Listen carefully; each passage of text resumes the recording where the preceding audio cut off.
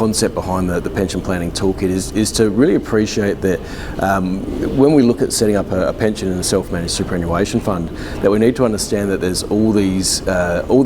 additional tools available to us to think about to ensure that we actually get the right pension in place, because in a self-managed fund we've only really got one type of pension,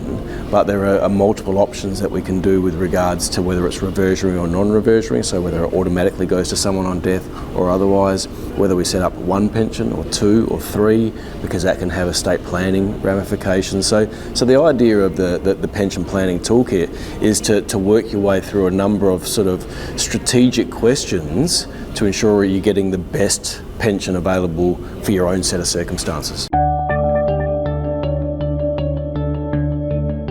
Main scenarios that you see multiple pensions is probably the two that I see. One for an estate planning point of view, in that you might have multiple beneficiaries, and so you deliberately set up a second income stream with potentially tax-free or non-concessional contributions that's going to be paid out to a non-tax dependent, so an adult child. So therefore you're limiting the tax liability for that child. The other time that we see a little bit of these multiple pensions is because the contribution rules have changed, and so you might be making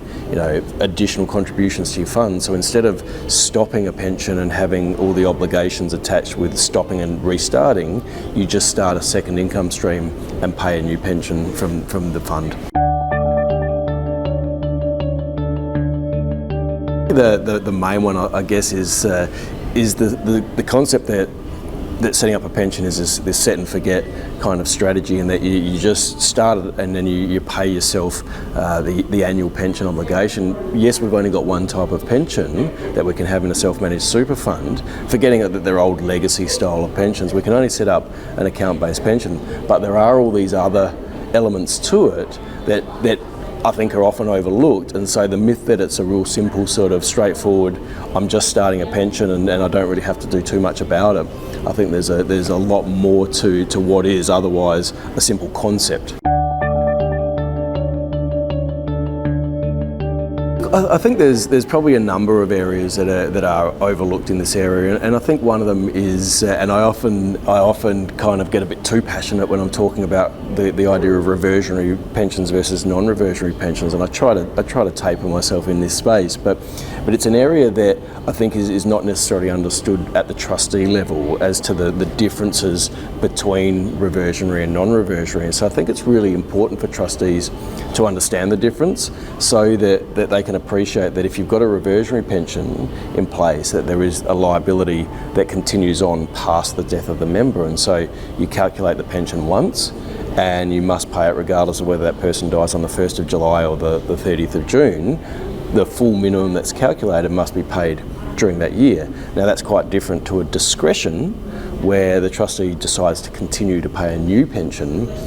The minimum obligation effectively dies with the deceased member, and so just little nuances like that. And then of course the different reporting obligations that go with the transfer balance cap. So it's quite a significant difference to have one style versus the other, and I think often trustees will overlook that.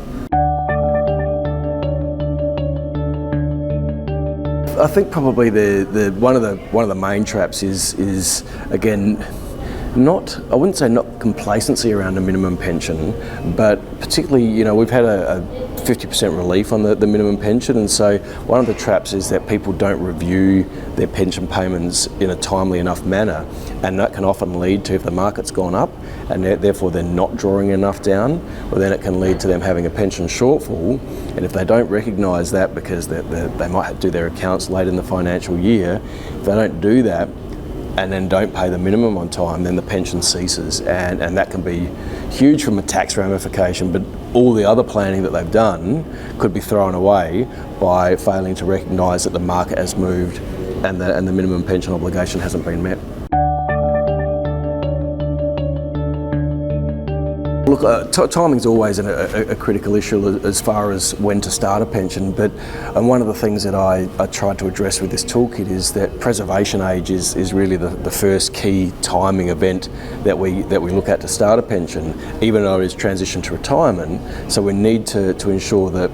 even though there's not the same tax benefits attached with transition to retirement as there is an account-based pension, it's the first opportunity we get to start planning for estate planning purposes and potentially putting benefits aside that sit in one category while we make contributions to an accumulation account. So I think there's a number of little key things to make sure that you're always reviewing your circumstances to make sure that your pension is best fit for yourself, and recognising that it's not one size fits all when it comes to an account-based pension.